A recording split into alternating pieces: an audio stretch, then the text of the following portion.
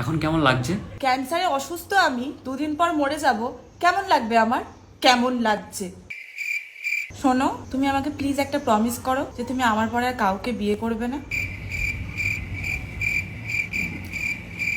খাবার খেয়েছো? হ্যাঁ খেয়েছি, পেট ভর্তি আমার। তুমি প্লিজ আমাকে প্রমিস করো, প্লিজ করো। আরে আমি শুনতে পাচ্ছি তোমাকে। আরে আমি ক্যান্সারে মরে যাচ্ছি। আচ্ছা তুমি প্রমিস করো যে তোমার জীবনে আমার জায়গা তুমি আর কাউকে দেবে না। কখনো না নিশা, আমি নতুন একটা ফ্ল্যাট কিনবো। অ্যাটলিস্ট প্রমিস করো যে তুমি আমাকে সারা জীবন মনে রাখবে। প্রমিস। তুমি আমাকে মিস করবে না। তারপর বালের মতো প্রশ্ন করছে। মিস করা যায় নাকি? মিস হয় মানে 1 ঘন্টা মিস করলাম দিয়ে অন্য কিছু করলাম, এরকম হয় নাকি? হলে হবে, না হলে হবে না। তুমি তো তখন মরে যাবে, তো তোমার আবার কি?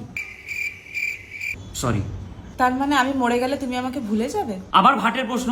আরে মনে করা ভুলে যাওয়া আমার হাতে থাকে না তো। যদি আমি কিছু ভুলে গেছি আর ওটা যদি আমি মনে পড়ে গেল আমার, তাহলে তো ওটা আমি মনে করে নিয়েছি, মানে ওটা আমি ভুললাম কিভাবে? বুঝতে পেরেছো? এটা তো আমার হাতে থাকে না, আমি তো ভুলতে পারি না ইচ্ছে করে। ভুলে গেছি হোমওয়ার্ক করতে, তার মানে আমি ভুলে গেছি। যদি মনে পড়ে যেত তাহলে তো আমি ভুলতাম না।